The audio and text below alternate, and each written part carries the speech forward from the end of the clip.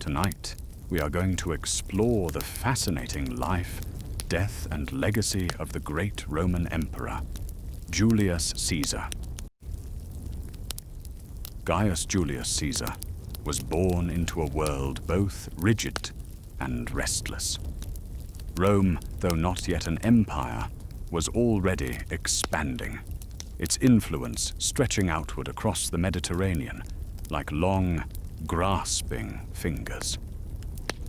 Still a republic, it was ruled not by kings, but by the intricate dance of senatorial politics, family honor, and personal ambition. The Julii, Caesar's family, were patricians, members of Rome's old aristocracy. Their name carried echoes of ancient claims, descent from Aeneas, the legendary Trojan hero, and through him, the goddess Venus herself. This connection was not taken lightly. Even if it was more myth than reality, it gave the family a quiet prestige, the kind that needed no trumpet to announce its weight. Caesar's full name, Gaius Julius Caesar, followed the Roman tradition. Gaius, his praenomen, the personal name. Julius, his nomen, linking him to the Julian clan. And Caesar, his cognomen, a family nickname passed down through generations. The origin of the name Caesar is uncertain.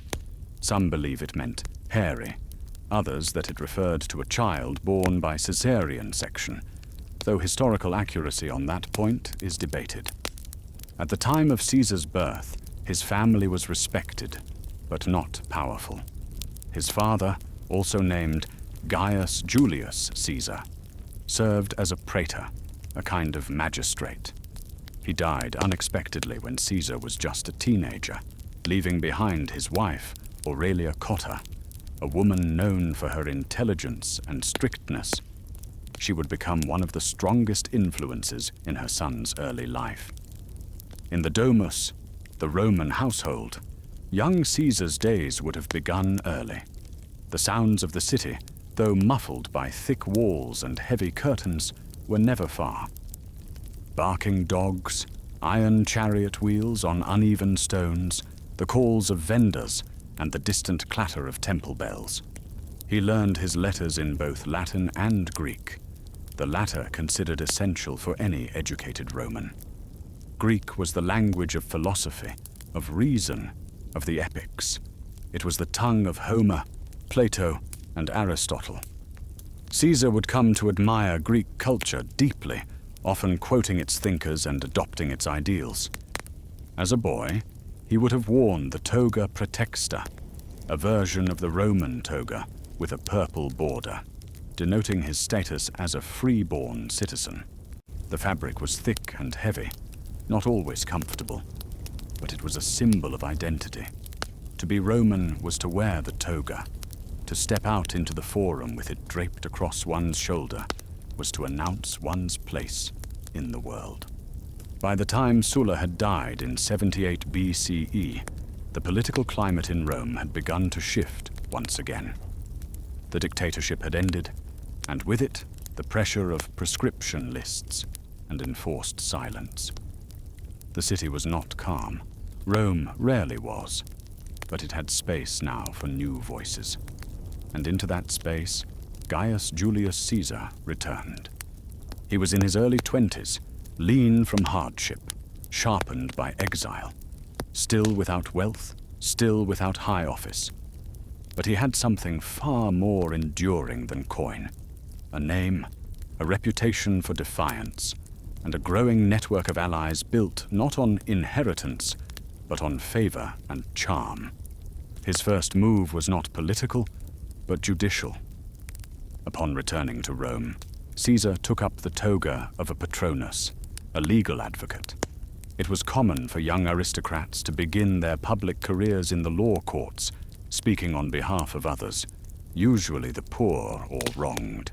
Caesar was not yet a senator, but the courts gave him visibility. He gained a reputation quickly, not for thunderous rhetoric, but for precision, clarity, and a soft edge of empathy that distinguished him from the more bombastic speakers of his age. He prosecuted former governors accused of corruption, men with wealth and connections, and did so boldly. These early legal battles rarely ended in conviction, but they positioned Caesar as a man unafraid to confront power. He also studied deeply. He is known to have traveled to Rhodes for further training in rhetoric, under the famed orator Apollonius Molon, whose lessons had once shaped Cicero himself. It was during this voyage, on the waters of the Aegean, that Caesar encountered an event that would become one of the more curious footnotes in his early life. While sailing to Rhodes, Caesar's ship was captured by pirates off the coast of Cilicia. These were not ragged sailors, but organized sea raiders, a persistent plague in the eastern Mediterranean. Caesar, oddly composed in captivity, is said to have treated the pirates less as captors and more as temporary hosts. When they demanded a ransom of 20 talents of silver, Caesar laughed and insisted they ask for 50, a higher amount more befitting his status. During his captivity, which lasted over a month, Caesar reportedly engaged in poetry, lectures, and casual conversation with his captors. He also warned them, repeatedly, that he would one day return to capture and crucify them. The pirates, it seems, thought he was joking. He wasn't. After his ransom was paid and he was freed, Caesar raised a small fleet from the local authorities and hunted down his former captors, retrieving the silver and having them executed. Though, in a gesture of Roman dignity, it's said he first ordered their throats cut to spare them prolonged suffering on the cross. Back in Rome, Caesar began the slow ascent of the cursus honorum, the traditional ladder of public offices. His first official post was that of military tribune, a mid-level officer role that allowed him to build connections with soldiers and administrators alike. He then served as a quaestor, a financial officer in a Roman province. These roles, though not glamorous, were essential. They built favor. They built memory. In 69 BCE, his aunt Julia, the widow of Gaius Marius, died. Her funeral became a subtle political statement. Caesar arranged for a public eulogy, a rare honor, and during the ceremony, he displayed images of Marius, long banned during Sulla's rule. It was a calculated risk, but the times were changing. Sulla was gone, and Caesar sensed the direction of the political wind. That same year, his wife, Cornelia, died. She was young, and their marriage had been one of alliance, but Caesar chose to deliver her funeral oration himself. Again, publicly. Roman custom rarely allowed husbands to speak at their wives' funerals, especially in the public square. But Caesar's grief, real or performed, left an impression. His voice, clear and steady, spoke not just of loss, but of piety and devotion. These small moments, soft and deliberate, wove together the persona he was crafting, of a Roman noble who honored tradition, remembered his family, and remained unafraid to challenge unspoken rules. In the years that followed, Caesar secured a role as aedile, responsible for public buildings and festivals. It was a costly position. Many men went into debt to fund elaborate games and spectacles, but it won him favor with the Roman masses. He adorned the city with decorations, restored temples, and staged grand events. The people loved him. The aristocracy took note, though not always with admiration. In 63 BCE, at the age of 37, Caesar campaigned for the powerful position of Pontifex Maximus, chief priest of the Roman state religion. He was young for the role, and his opponents were seasoned senators with longer resumes. But Caesar employed a tactic he would use again and again: generosity, persuasion, and subtle influence. He borrowed heavily to fund his campaign. The debts were immense. If he lost, he would be ruined. But he didn't lose. He won, by a considerable margin, and became the spiritual head of Rome. It was a post for life. and in that role, he gained access not just to temples and ceremonies, but to networks, land, and the quiet machinery of religious power. By the end of the 60s BCE, Caesar had positioned himself as a force in Roman politics. Not the loudest, not yet the most feared, but steady. Always steady. A man shaped by setbacks, by exile, by watching and waiting. He had faced pirates, defied dictators, buried his wife and aunt, and spoken to crowds with poise and grace. He had amassed debts that could ruin most men, and yet he moved forward, every step deliberate. The Republic was creaking under its own weight, and Caesar, though still only a senator, had begun to place his hands upon the cracks. But the next stage would require bolder steps. By the end of the decade, Rome had grown ever more unstable. The Senate, once the anchor of the Republic, was split and slow. Political deadlock had become the norm. Power did not rest solely in law or custom anymore. It moved through influence, wealth, and quiet negotiation. And Caesar, now nearing 40, understood this better than most. Though he held the title of Pontifex Maximus and enjoyed increasing popularity among the people, the path to true power, the consulship, was blocked. Rome's elite, the optimates, were wary of his growing sway. They watched him as one watches a storm building over distant hills, too far to strike, but close enough to fear. So Caesar did what storms do. He gathered strength. In 60 BCE, Caesar began to piece together an alliance that would change Roman politics forever. It was not official. There were no contracts, no declarations, no speeches in the forum. Just quiet meetings, mutual needs, and a shared sense that Rome could be bent, ever so slightly, by cooperation. The three men who formed this alliance were Gaius Julius Caesar, popular with the masses, a skilled speaker, and ambitious. Gnaeus Pompeius Magnus, known as Pompey the Great, a celebrated general who had cleared the Mediterranean of pirates and expanded Roman territory in the east. Marcus Licinius Crassus, the wealthiest man in Rome, influential and eager to counterbalance Pompey's growing fame. Together, they formed what would later be called the First Triumvirate. Though unofficial, it held the true power in the Republic. Pompey would gain land for his veterans. Crassus would receive political favors and protection for his economic interests. And Caesar would be backed in his bid for consul. With the support of his allies, Caesar won the election for consul in 59 BCE, the highest elected office in Rome. The consulship was typically a shared post, held by two men at once, each with veto power over the other. Caesar's colleague was Bibulus, a conservative and stern supporter of the Senate's old guard. But the year would not belong to Bibulus. Caesar began passing legislation immediately, laws to benefit the poor, land reforms for Pompey's veterans, and debt relief measures that favored Crassus. His methods were bold, often bypassing Senate resistance by taking proposals directly to the people through public assemblies. Bibulus, increasingly frustrated and powerless to stop the momentum, eventually withdrew from public life entirely for the rest of the year, claiming to observe omens. His absence became a kind of political joke. The consulship of Julius and Caesar, people said, as if both seats were filled by one man alone.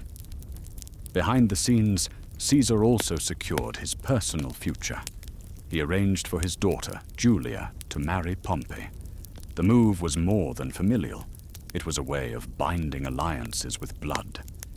And for himself, Caesar secured a proconsular command for the years following his consulship. Instead of fading into the background after 1 year of office, as many consuls did, he would take control of provinces and legions. The Republic, like clay left too long in the sun, was beginning to crack. At the close of his consulship, Caesar was granted authority over Cisalpine Gaul, northern Italy, and Illyricum, the western Balkans, with command of several legions. Soon after, Transalpine Gaul, modern southern France, was added to his jurisdiction. At the time, few saw this as significant. Gaul was not considered Rome's greatest frontier. It was troublesome, to be sure, full of independent tribes, trade routes, and the threat of Germanic incursions, but it was not yet the stage for greatness. Yet Caesar saw something different. He saw a proving ground. And he understood the deeper truth of the Republic's decay. Legions, not laws, would decide the future of Rome. It is easy, from our modern perch, to forget how delicately Caesar had to balance the scales. Every decision, every alliance, every law passed or sidestepped, each one chipped away at the walls of tradition. But each one was also rooted in necessity, or at least in perception of it. He was not a tyrant, not yet. He did not march on Rome, not yet. He played the game, but he played it with precision. Even those who disliked him often admired his discipline. His debts were vast, yet he kept his creditors at bay. His laws were sweeping, yet passed with the appearance of legality. His friendships, like that with Pompey, were real, but also, always, useful. And as the year 59 BCE ended, Caesar stood at the threshold of something greater than office. With a command in Gaul and seasoned legions at his back, he stepped away from the marble columns of Rome into the forests and rivers of the north. For now, his story would be written not in the Senate's minutes, but in the footprints left by marching soldiers and the quiet, cold breath of the Gallic wind. What comes next will be war, but not the kind of war that screams across pages. Instead, we will walk softly beside him, across rivers, into villages, under vast, starless skies. The man we've known as orator and priest will now become a general. And so, let us follow him north, into Gaul. Imagine a land vast and restless, not yet France, not yet fully Roman, but Gaul, divided, tribal, shifting in allegiance with the weather. To the south, familiar towns echo the architecture of Rome. But to the north and west, there are thick forests, slow rivers, and watchful eyes behind thorny hedgerows. It is here that Gaius Julius Caesar now steps, in the year 58 BCE. No longer the legal orator or the political maneuverer of Rome, he is now a proconsul. And at his command, 4 Roman legions, each legion around 5,000 men, disciplined, armored, drilled to perfection. They are Rome's hammer and shield, patient and methodical. They march in columns, build fortifications every night, carry with them not just weapons, but the habits of civilization. And yet, what they face is not a single enemy. Gaul is not one nation. It is a tangle of tribes, Belgae, Aedui, Arverni, Helveti, Nervi, each with its own leaders, customs, rivalries. To conquer Gaul is not to defeat an army, but to navigate a living web, ever-changing, woven from ancient feuds and fragile alliances. Caesar will spend nearly a decade here. It will become the foundation of his power and the making of his legend. The opening act is not a battle, but a movement of people. In 58 BCE, the Helveti, a Celtic tribe from modern Switzerland, begin migrating westward with their families, livestock, and belongings, around 360,000 people in all. Their plan, to resettle in western Gaul, away from pressure by Germanic tribes. Caesar intercepts their request to cross Roman territory. He denies it, and when they attempt to pass regardless, he confronts them in battle. The Battle of Bibracte is one of Caesar's first major engagements. His troops, though outnumbered, are well trained. They endure waves of Helvetian assault before turning the tide and scattering the migrating force. It is not a total slaughter. Though thousands perish, the survivors are ordered to return home. Their migration is reversed. Their freedom is gone.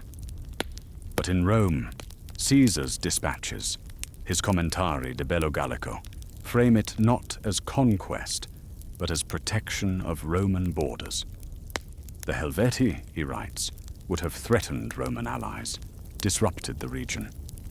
His campaign is just, necessary, defensive.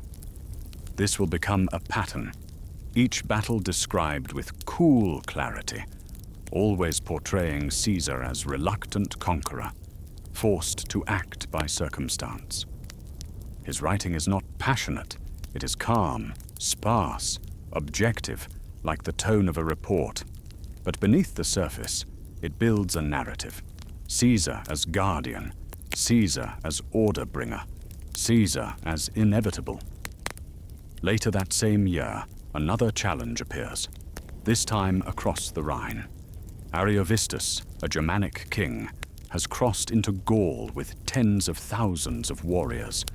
Initially invited by some Gallic tribes, he has grown bolder, seizing land, demanding hostages, executing leaders. Caesar steps in again. He offers negotiation. Ariovistus refuses. They meet in the battle near Vesontio. Roman soldiers, at first nervous, some not yet battle-hardened, are reassured by Caesar himself. He walks among them, calmly, reminding them of their training, their honor, their heritage. The battle is hard. Germanic warriors charge in waves, screaming, hammering at Roman shields. But the legions hold firm. Eventually, the Germanic forces are routed. Ariovistus flees across the Rhine. His wives and daughters, traveling with him, are lost. His ambition ends in flight, and Gaul watches. The tribes, seeing Rome's resolve, begin to align, not out of loyalty, but fear. Over the next 2 years, Caesar extends his campaign, but he does not conquer by brute force alone. He divides. He sends emissaries to tribal leaders, offers gifts, alliances, protection. He supports the Aedui against the Sequani, then turns against the Aedui when convenient. He installs client kings, replaces dissenting nobles, spreads Roman coinage and custom. His enemies become each other, and in the confusion, his legions move freely. Each victory brings loot, prestige, prisoners. His men grow loyal, devoted not to the Senate, but to him. He fights beside them, eats with them, shares the dust and rain. They call him commander, yes, but also Caesar, with familiarity and respect. He rewards them with spoils. He writes home with glowing reports. The Roman public reads of honor, victory, strategy. Few ask about the cost. In 57 BCE, Caesar moves into northern Gaul, where the tribes are more fierce, more united. The Belgae resist. The Nervi, in particular, stand out. At the Battle of the Sabis, Caesar's forces are nearly overwhelmed. The Nervi attack unexpectedly, using the terrain to their advantage. The Roman camp is thrown into chaos. Soldiers scramble, some without helmets or weapons. Caesar, seeing the disorder, does not retreat. He moves to the front, personally directing the counterattack, rallying the men. Eventually, the Nervi are defeated, almost annihilated. Caesar writes that of the 60,000 who began the fight, only a few hundred survived. He describes the moment not with triumph, but as a tragedy of resistance. Still, the message is clear. To oppose Rome is to risk erasure. By 55 BCE, Caesar has begun to look beyond Gaul. That year, he builds a bridge across the Rhine, not to conquer, but to demonstrate that he can. It is an engineering feat, completed in just 10 days. He marches his troops across, remains briefly, then withdraws. It is a statement. No land is beyond Rome's reach. That same year, he sails across the Channel to Britain, a land of mist and myth. The initial campaign is brief, more reconnaissance than conquest. He returns again in 54 BCE, facing larger resistance, but still makes no permanent settlement. These acts, though limited in direct gain, expand his mystique. Not just a general, but an explorer, a bringer of Rome to the edges of the world. But Gaul is not pacified. In 52 BCE, a young noble of the Arverni tribe, Vercingetorix, unites the Gallic tribes in a great rebellion. He is charismatic, ruthless, and understands Roman tactics.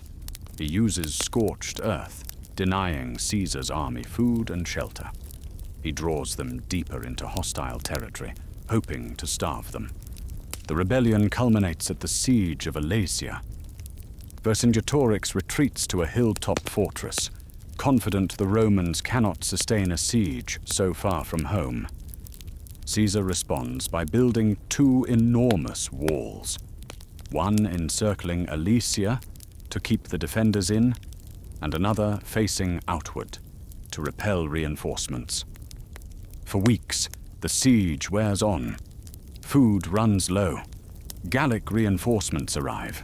Caesar's army is pressed on both sides, but they hold. Eventually, the Gallic forces break. Vercingetorix surrenders. He rides down from the hill in full armor and lays his weapons at Caesar's feet. The war is over. By 50 BCE, Caesar controls almost all of Gaul. He is rich in spoils, revered by his legions, adored by the Roman public. But not all are pleased. In Rome, Pompey, his old ally, now his son-in-law, has grown distant. Crassus is dead, killed in a failed campaign in Parthia.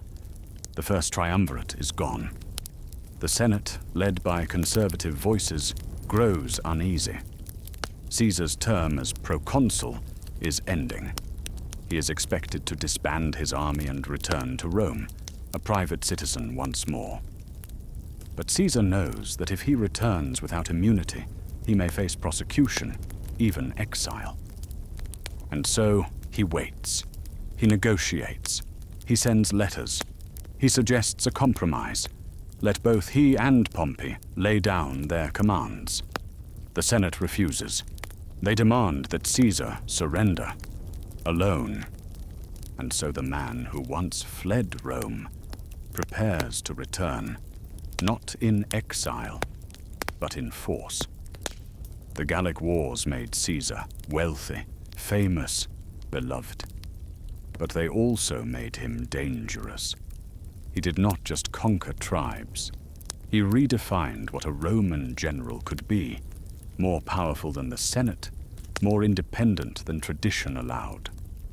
The forest has been cleared, the rivers crossed, and now Caesar turns his gaze back to Rome. By the year 49 BCE, Julius Caesar stood on the threshold of something irreversible. Behind him lay nearly a decade of conquest, of rivers crossed, enemies subdued, and alliances forged in steel. He had brought Gaul under Roman control, made himself fabulously wealthy, and won the unshakable loyalty of thousands of seasoned soldiers. But ahead of him was the most uncertain ground of all: Rome itself. He was no longer the ambitious young orator of earlier years, nor the quiet observer in Sulla's shadow. He was now a figure too large for the laws that had once governed the Republic. and the Republic, afraid of what he had become, prepared to resist him. And so, we arrive at the banks of a small river in northern Italy, a river called the Rubicon. In the winter of 50 to 49 BCE, Caesar received formal orders from the Senate. He was to disband his legions, return to Rome, and stand trial for his actions while in Gaul. The orders came at the urging of his enemies in the Senate, especially Cato the Younger and Pompey, once his ally, now drifting into the role of rival. The Senate offered no compromise. If Caesar crossed into Italy with his army, he would be committing treason, a declaration of war against the state. The Rubicon marked the legal boundary between Gaul and Roman Italy. To cross it with troops was to cross a constitutional red line. Caesar paused at the river. His men waited. The phrase later attributed to him, whether spoken or merely imagined, echoed across time. Alea iacta est. The die is cast. And then he crossed. What followed was not a storming of the capital, nor a siege, nor blood in the streets. Instead, Rome dissolved into panic. Pompey and many senators fled the city, retreating south to Brundisium and then east to Greece. They still held the resources of the Senate, the support of many provinces, and a vast fleet. But they had chosen not to fight in Italy. They would wait for Caesar to chase them. Caesar entered Rome peacefully. The streets were quiet, the temples still. Many citizens watched with apprehension, unsure whether to celebrate or hide. But Caesar, ever deliberate, reassured the public, ensured order, and began making arrangements. He needed to secure Italy, then Spain, where some of Pompey's legates had raised armies, before he could pursue the final confrontation in Greece. The campaign in Spain was swift and clinical. Caesar marched west, meeting resistance from Pompeian generals like Lucius Afranius and Marcus Petreius. These were capable men with good troops, but they lacked Caesar's speed, his tactical adaptability, and above all, his ability to outthink his opponents on the move. In several engagements, Caesar outmaneuvered his enemies without decisive battle. He cut them off from supplies, forced them to surrender by attrition, not slaughter. When he accepted their surrender, he pardoned them. This policy of clemency, clementia, was not merely kindness. It was political theater. He would show that he was not a butcher. He did not want a civil war of vengeance. He wanted unity, on his terms. With Spain pacified, he turned toward the east. In 48 BCE, Caesar crossed the Adriatic, aiming to confront Pompey, who had gathered a large army near Dyrrachium, in what is now Albania. Pompey had numbers. He had supplies, allies, and the Senate's legitimacy.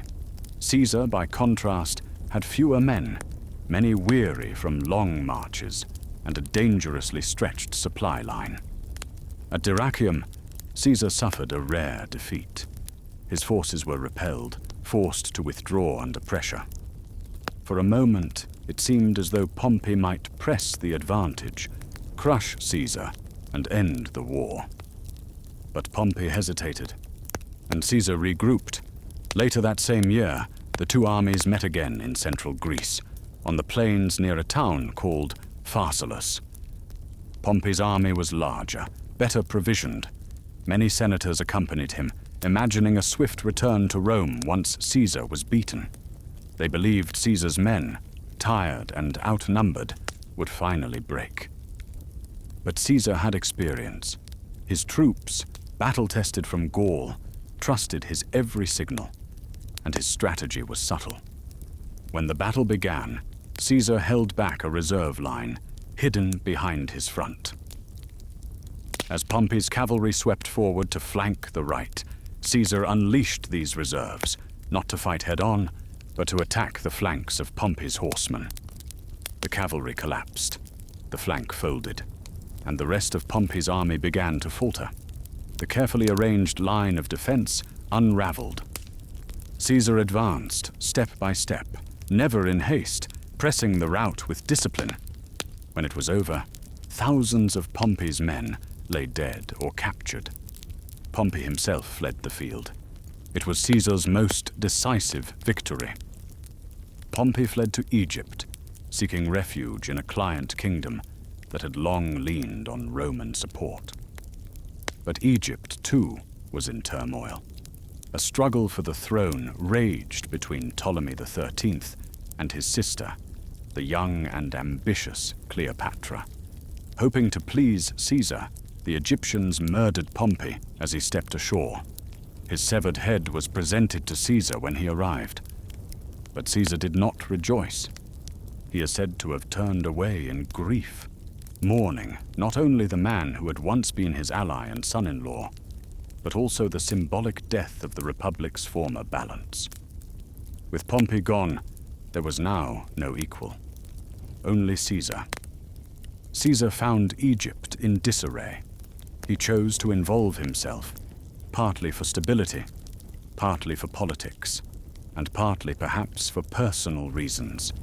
He supported Cleopatra in her bid for the throne, helping her defeat her brother's forces.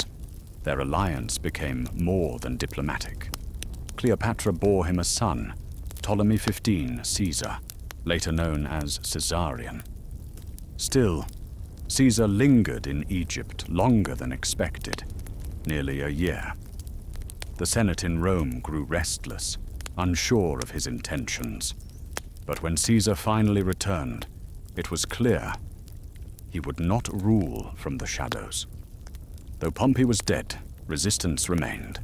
Caesar had to campaign further, in Asia Minor, where he famously defeated King Pharnaces in a matter of days, and sent the terse report, Veni, vidi, vici. I came, I saw, I conquered. Later he traveled to North Africa to confront remnants of the Pompeian cause.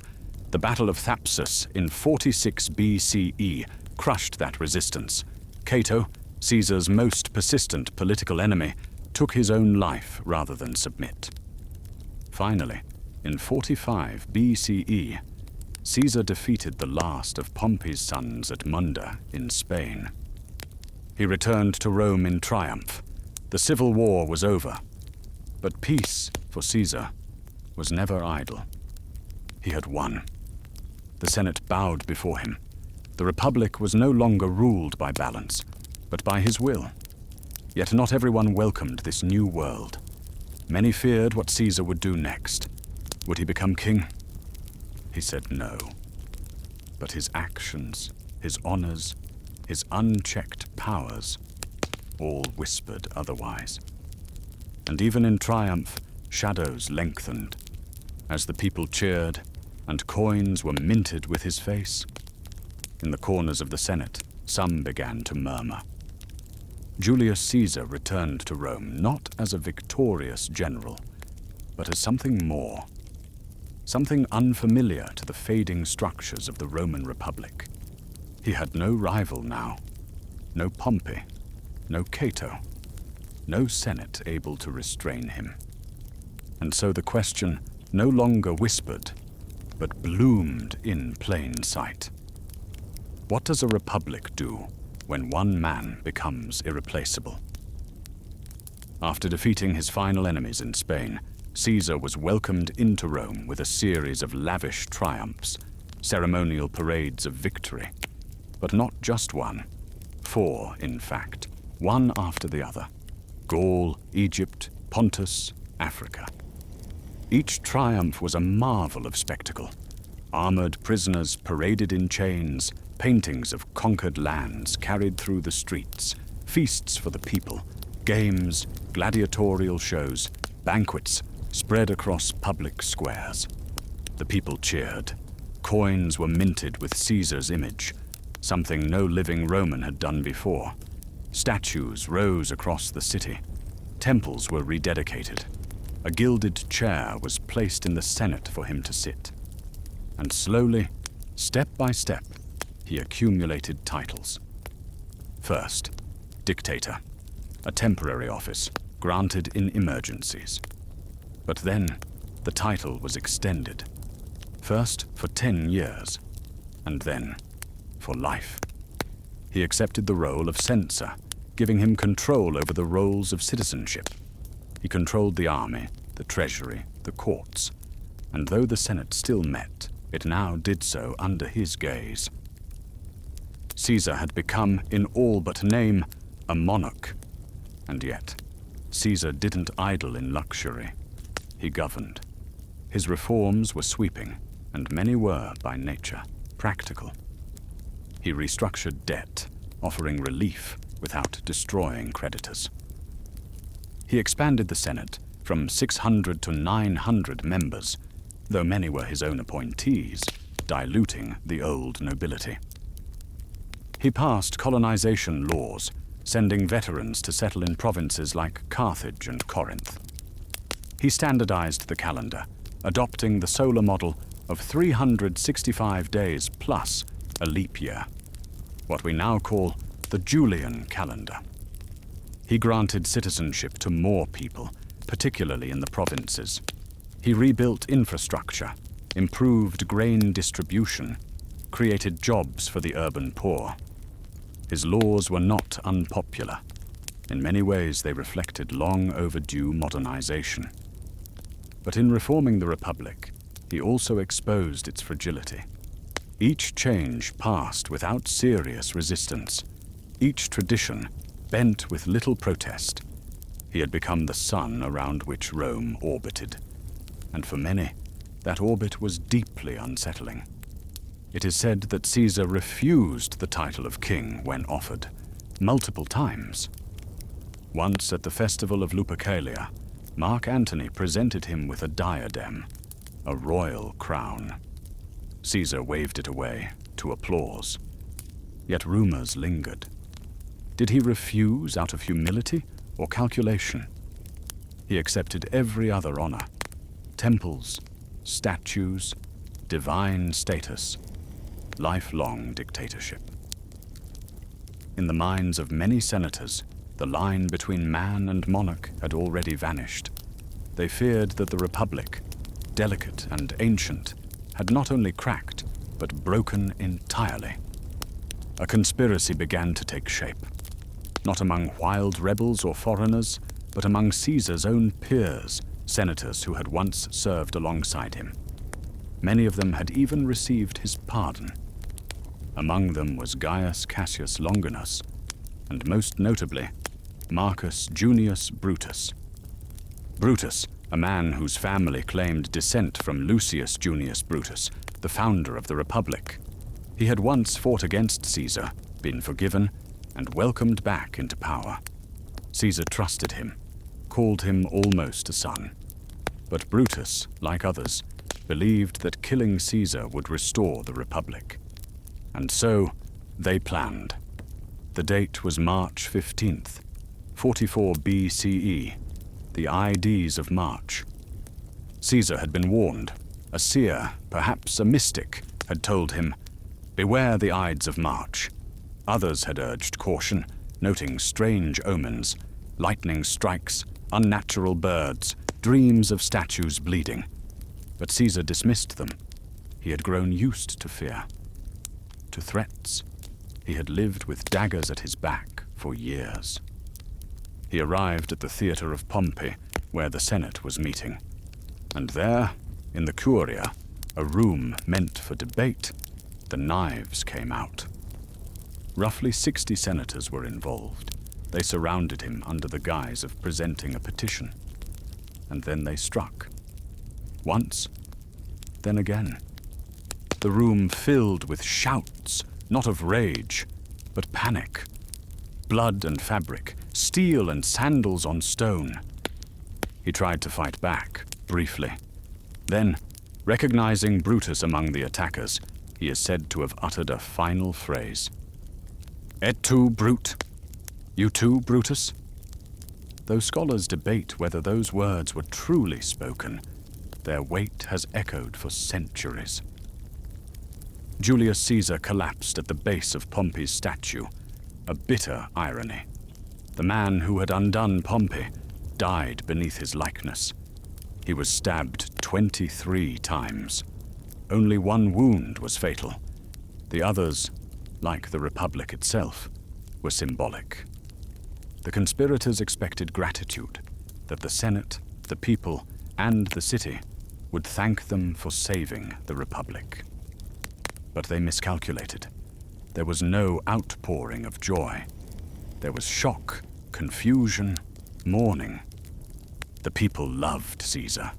He had given them bread, games, and a sense of strength. His soldiers, scattered across provinces, remained loyal. His reforms had touched every part of Roman life, and his will, read publicly days later, gave money to the people and land to his veterans. He had not sought vengeance in life. Even in death, he seemed to offer only generosity. The conspirators fled. Rome did not rejoice. Rome trembled. In the days and weeks that followed, the question of succession grew urgent. Caesar had no legitimate son, only the young Caesarion in Egypt, still a child. But his will named a different heir, Gaius Octavius, his grandnephew, a quiet, unassuming teenager. He would later become Augustus, the first emperor. But that is another story. For now, we end not with triumph, but reflection. Julius Caesar lived 56 years, born into a fading patrician family, rose through exile, military conquest, political brilliance, toppled an entire system, not through war alone, but by exposing its weakness. And in dying, became immortal. The Republic would never truly recover. And though his assassins sought to preserve it, they sealed its fate. He was not just a man, but a mirror. And when the world looked into him, it saw its future. Just days after his death, Caesar's funeral was held in the heart of Rome, in the Forum. The city was tense. The conspirators had fled or hidden. The Senate, unsure how to proceed, watched warily. And then came Mark Antony, Caesar's former general, loyal friend, and now consul. Antony took the lead in the funeral oration. What began as a solemn ceremony became something more. Antony did not call for vengeance, not directly. He spoke calmly, eloquently, of Caesar's accomplishments, his victories, his reforms, his devotion to Rome. Then, with theatrical timing, he read Caesar's will aloud to the crowd. Each Roman citizen would receive a generous sum of money from Caesar's estate. His gardens and lands were to be made public parks. And most notably, his adopted heir was named, Gaius Octavius, his 18-year-old grandnephew. The crowd, already uneasy, grew agitated. And then, perhaps for effect, perhaps by design, Caesar's blood-stained toga was raised before them. The marks of the attack, each stab, visible. The mood turned. What had begun as remembrance became rage. Riots broke out. The conspirators' homes were burned. Rome was not returning to the Republic. It was slipping further away.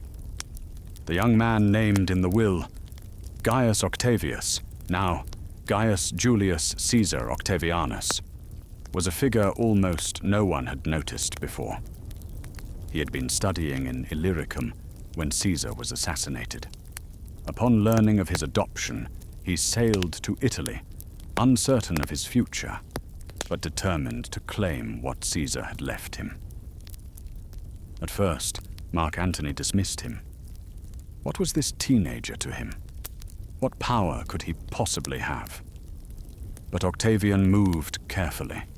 He aligned with the Senate, courted Caesar's veterans, paid the promised gifts from Caesar's will, out of loans and favors, if not out of his own pocket, and built a base of support. And slowly, like a shadow moving across a wall, he began to take the shape of a leader. Despite their tension, Antony and Octavian soon found themselves on the same side against a new threat: the liberators. Brutus and Cassius, Caesar's assassins, had fled east and raised legions. War was coming again, not over Caesar's power, but over his memory. In 43 BCE, Octavian, Antony, and Marcus Aemilius Lepidus formed the Second Triumvirate, an official three-man dictatorship empowered by the Senate. Their first act was grim: proscription lists. Enemies of the state, many of them political opponents, were executed or exiled. Among the most famous victims was the orator Cicero, once a defender of the Republic. Caesar had shown clemency. His successors showed calculation. In 42 BCE, the triumvirs marched east to confront the armies of Brutus and Cassius at Philippi in Macedonia. The battle came in two parts. First, Cassius was defeated, and, believing Brutus dead, took his own life. Then, Brutus, left without support, was defeated soon after. He too chose death over capture. And with that, the last defenders of the Republic fell. Caesar's assassins were gone. His vengeance, posthumous though it was, complete. But peace did not follow. The alliance of Antony, Octavian, and Lepidus was always fragile. Lepidus, lacking the strength or charisma of the others, was soon sidelined. And Antony, now stationed in the east, grew close to Cleopatra, Queen of Egypt. Their relationship, romantic and political, raised suspicion in Rome.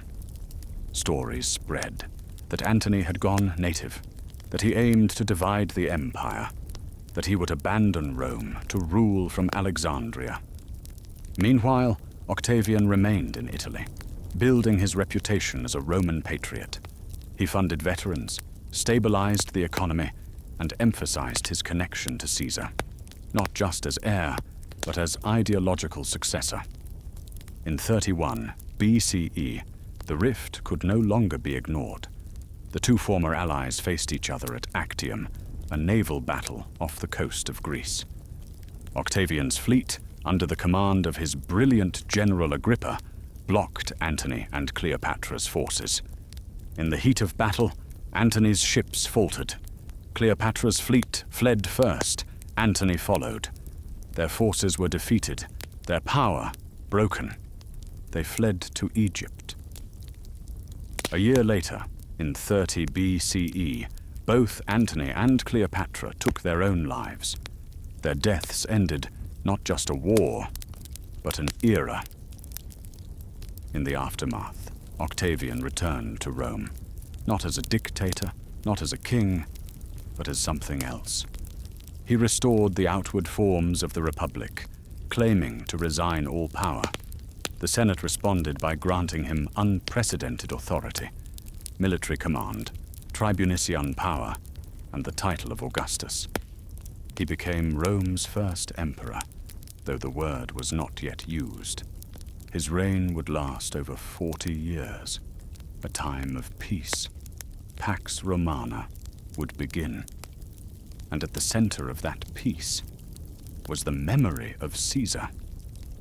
Julius Caesar had been deified by the Senate, named a god. Temples were built.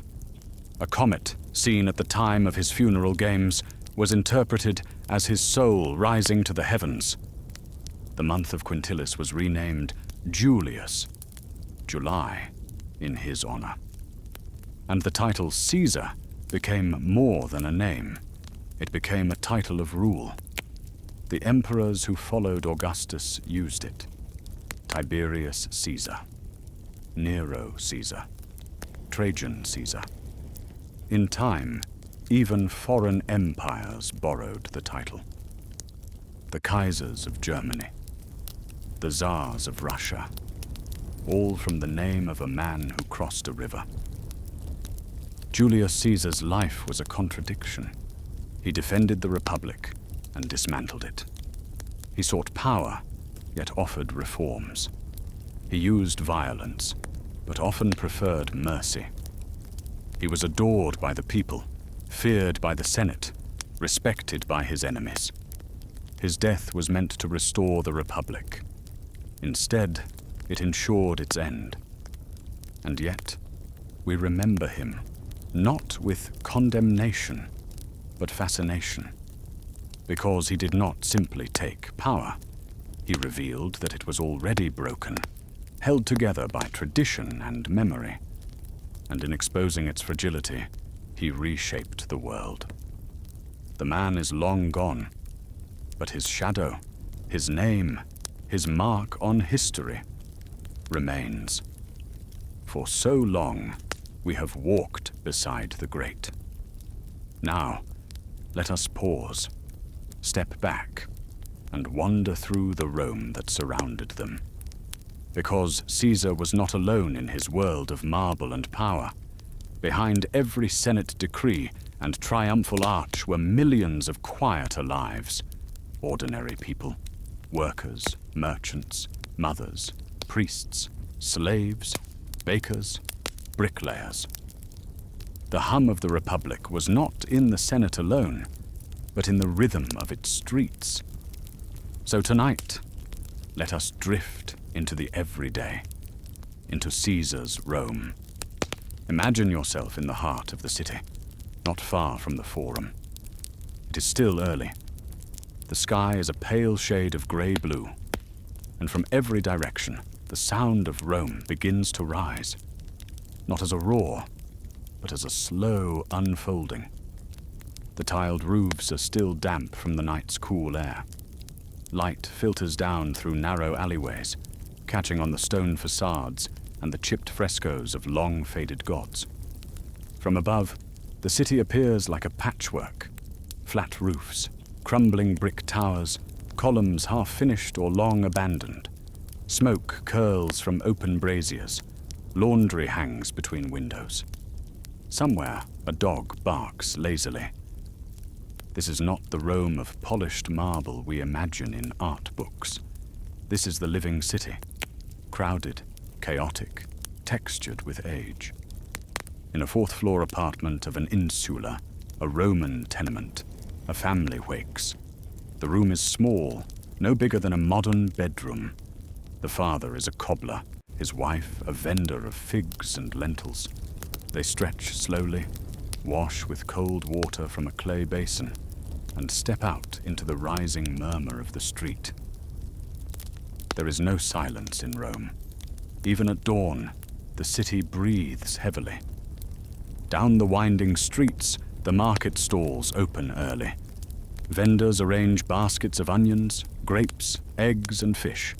The air is thick with competing smells: fresh bread, olive oil, salted anchovies, crushed garlic, sweet honey cakes. Coins clink, a donkey brays. Somewhere, a baker shouts over a cracked counter. The poor buy what they can: lentils, barley, coarse wine. The wealthy send slaves with detailed lists: figs from the Tiber banks, oysters from Baiae, dates from Numidia. Nearby, the Forum Romanum comes alive. The Forum is Rome's heartbeat, equal parts political theatre, open-air courtroom, public square, and social promenade. You might see a senator in full toga, his face serious, lips moving softly as he rehearses a speech. Or a money changer, hunched over a low table, surrounded by little jars of coins from every province. A group of farmers argues over land boundaries. A teacher reads aloud to bored students, her voice mixing with the clang of chisels from a nearby construction site. The voices in the Forum are never hushed. They overlap. Legal Latin, plebeian slang, even Greek spoken by traders from the East. And just above it all, the temples rise, stone fingers pointing to the gods. As the sun climbs higher, the day settles into its rhythm. The laborers head to the public works, repairing aqueducts, laying cobblestones, plastering new walls for a bathhouse in the campus Martius. Craftsmen saw and hammer in their workshops, leather workers, bronze smiths, glass blowers. Their stalls are narrow, their hands quick. The tools are simple, but the results can be elegant. A scribe sits on a stool in the shade, hired by a poor widow to write a letter to her son serving in the legions in Spain. His wax tablet glistens, each word carefully pressed with the stylus, each syllable shaped by tradition. Meanwhile, in wealthier households, the business of the day is more abstract. Slaves manage affairs, counting grain, weighing accounts, copying scrolls. The dominus, or master, may host visitors in his atrium, sipping watered wine, discussing alliances, debating the latest Senate gossip. He reads Caesar's latest reforms with interest, perhaps concern. He wonders what the future holds, though never out loud. By late afternoon, the city begins to slow. Shops close for the midday rest. The streets are quiet, except for children playing with wooden hoops, or old men sitting on benches, gossiping about the weather or the price of fish. In the home, the main meal is prepared. It might be pulse, a barley porridge flavored with herbs, or for the wealthier, stuffed dormice, stewed meats, honeyed pastries. A small family gathers on stools around a low table. They eat from shared dishes. There is laughter, but also quiet. Meals are not rushed. Food is sacred, not for its extravagance, but for its constancy. In the wealthier domus, guests are arriving for a cena, the Roman dinner party. Slaves pour wine, remove sandals, light lamps as twilight nears. The conversation flows slowly. Caesar's name is mentioned carefully. Some speak of his reforms with admiration, others with wary detachment. But always, the city listens. The walls of Rome have long memories. As night draws near, the temples glow faintly in the lamplight. Worship in Rome is not dramatic. It is ritual. A prayer whispered at a household shrine, a coin tossed into a fountain, a wreath hung at the altar of Vesta. The people fear the gods, not in terror, but in respect. Jupiter, Mars, Venus, and now a new god, Divus Julius. Caesar, once flesh, now divine. His star, seen years ago, still glows in memory. Children point to it in the sky. Some say he watches, others say he waits. And finally, night descends. The torches are lit, the streets empty. A few patrols of the urban cohort pass, their boots soft on worn stones.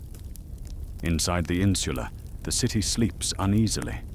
The walls are thin, the fires dangerous, the air close and warm. And yet, there is peace here, not silence. Rome never offers that, but a peace in knowing that tomorrow will come. The streets will stir again. The bakers will bake. The scribes will write. The children will run. And Caesar, whether loved or feared, remains only a name in the stories told before sleep. Rome was not just marble and marble men. It was not only triumphs and battles, it was life, complex, dusty, rhythmic, human. And in this quieter Rome, we find something simple, the ordinary, the enduring, the Rome that Caesar walked through and left behind. When we think of Julius Caesar, we so often see the armor first, the general, the conqueror, the man astride a battlefield. But beneath the helmet and the laurel crown, there was another Caesar, a quieter one who measured words as carefully as he did troop formations, one who chose rhetoric with the same discipline he used in siege warfare.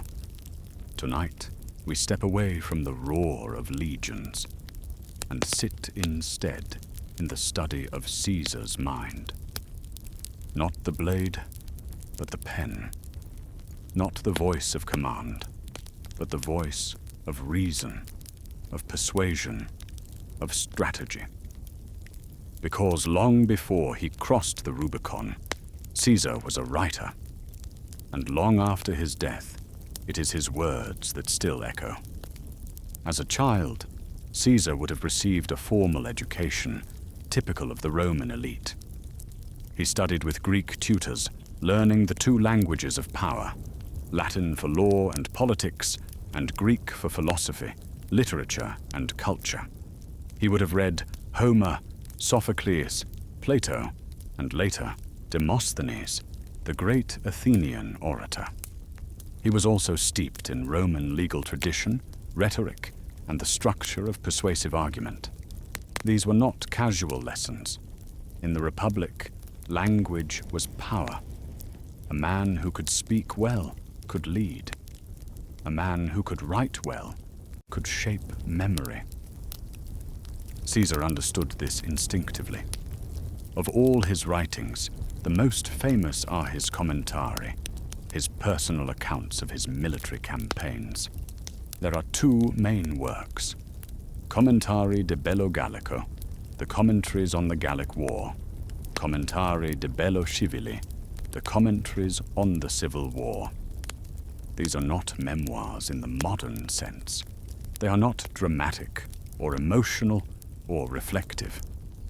Instead, they are clear, measured, and deeply strategic. Written in the third person, they present Caesar not as a boastful narrator, but as a distant figure of reason and necessity.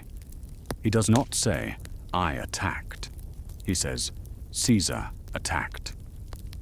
He removes himself from emotion, inviting the reader to see the events as factual, even inevitable. This, in itself, is genius. In the Gallic War, Caesar documents his campaigns from 58 to 50 BCE. The tone is calm, precise, like a report to the Senate. He describes battles, diplomacy, strategy. He explains, always logically, why each action was necessary. The tribes of Gaul are not villainized. They are presented as restless, dangerous, often treacherous, but never evil. And Caesar himself appears as the rational agent of Roman security. He does not conquer for glory. He intervenes to protect allies, restore order, defend the Republic. In doing so, he subtly justifies his expanding power. The work became widely read, not just in the Senate, but by the public. It was accessible, straightforward, and unadorned. It made Caesar's actions seem reasonable and even admirable. And in its simplicity, it achieved something rare. It controlled the narrative. The commentaries on the Civil War continue this style. Here, Caesar is more cautious. The stakes are higher. He is no longer writing about foreign tribes, but fellow Romans, including Pompey, the Senate, and the defenders of the old Republic. Once again, the third-person voice speaks with restraint. He describes how he tried to negotiate, how his enemies forced his hand, how his march on Rome wasn't ambition, but necessity. There is no bravado, no cruelty, only the calm unfolding of events. By shaping the record, Caesar shaped how history would remember him, and in many ways it worked. Caesar was not just a writer, he was also a remarkable orator. Though overshadowed by Cicero, who was considered the greatest speaker of the age, Caesar held his own with elegance and subtlety. He did not overwhelm with volume, he persuaded with precision. In court, he was methodical, framing arguments with exact structure. In public, he was measured, using pauses, repetition, and clear logic. Even in the Senate, his speeches were known for their balance. He rarely resorted to personal attacks. He allowed reason to carry the weight of conviction. His oratory was not flamboyant, but it was effective. It earned him respect and fear. Though few of his private letters survive, those we do have, especially correspondence with Cicero, reveal a man who wrote plainly and directly. Caesar did not waste words. Even in letters of thanks or political discussion, he preferred clarity to style. He did not write for drama. He wrote to move minds. His messages were deliberate, thought out, rarely impulsive, and this too was a form of power. In all of Caesar's writing, his dispatches, his speeches, his legislation, what emerges is a consistently ordered mind. A man who believed in discipline, in structure, in clarity. He could be bold, he could be ruthless, but never chaotic. Even in war, he maintained calm command. Even in politics, he sought measured advantage. And in his writing, he left a map, not just of what he did, but how he thought. Long after his death, Caesar's writings became models of pure Latin style. Medieval scholars copied them, Renaissance students translated them, military commanders studied them. They were taught in schools, quoted in treatises, referenced by generals from Napoleon to Eisenhower. And even today, the simplicity of Caesar's prose remains remarkable. It is not the language of empire. It is the language of precision, a mirror of the man himself. In a world ruled by iron and ambition, Caesar understood that power lies in narrative. He shaped the battlefield, yes, but more importantly, he shaped what people believed about it. He wrote not to entertain, but to endure. And in doing so, he made himself not just a figure of history, but a voice within it.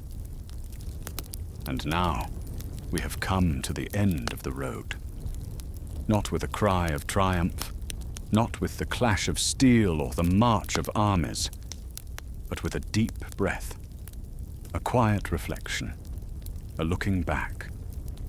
We have walked beside Julius Caesar from the cradle to the Curia, from the narrow streets of Subura to the wide fields of Gaul, from whispered ambition to open power, and finally, to stillness. But what remains when the footsteps fade? What remains when history turns the page? Julius Caesar did not intend to be forgotten. Few men in history have worked so meticulously to ensure they would not vanish. He fought for it. He wrote for it. He carved it into marble and law. But what he could not control, and what he could never truly possess, was how the world would remember him. Some saw him as a tyrant, others as a savior, still others as the end of one Rome and the beginning of another. He is all of these things, and none of them, depending on where one stands. And that is the gift and the curse of memory. We remember Caesar not just because of what he did, but because of what he revealed. He did not invent ambition. He did not create political decay. He did not forge the blades that struck him down. He simply made all of it visible. In him, we see the fragile tension between personal greatness and civic duty, the delicate balance between reform and control, the unspoken truth that no system, however ancient, is immune to change. Caesar is not just a man from history. He is a reflection of history itself, its patterns, its perils, its promises. After Caesar's death, the world didn't stop turning. Rome became an empire, Augustus ruled with care, others ruled with cruelty. Emperors came and went. The legions marched, the borders shifted, temples crumbled, languages evolved. And yet, Caesar's name endured. His calendar governs our days. His title became that of emperors and kings. His life is still read in schools, still quoted in speeches, still filmed, debated, translated, studied. Not for his wars, but for what they meant. Now, more than 2,000 years later, we are far from the Forum, far from the Senate stones, from the carved busts, from the red banners of his legions. We do not live under the Republic. We do not fear proscriptions or civil war. The world is quieter now. Different, yes, but in many ways more still. And that distance offers comfort. It allows us to look back, not in fear or judgment, but in curiosity, to let the noise of history settle like dust, and to simply watch, to wonder what it was like to be there, to walk the streets, to see the man, not the marble statue, not the myth, but the man, a student, a soldier, a politician, a writer, a ruler, a human, just as fragile, just as flawed, just as fleeting. Tonight, we haven't tried to glorify him. We have not tried to condemn him. We have simply remembered him, slowly, quietly, as one remembers the story of a long journey told at the edge of sleep. Because history is not only battlefields and banners, it is breath, routine, voice, dust. And in that dust, if you listen carefully, you can still hear the echo. Veni, vidi, vici. But more than that, you hear footsteps, turning pages, the soft rustle of a toga, the hum of a distant city preparing for dawn. And now, let Caesar rest. Let the Republic sleep. And let yourself drift gently, with the weight of centuries behind you, into the comfort of the present. Thank you for joining this quiet walk through the life of Gaius Julius Caesar. Sleep well, and remember, even in the noise of history, there is always room for stillness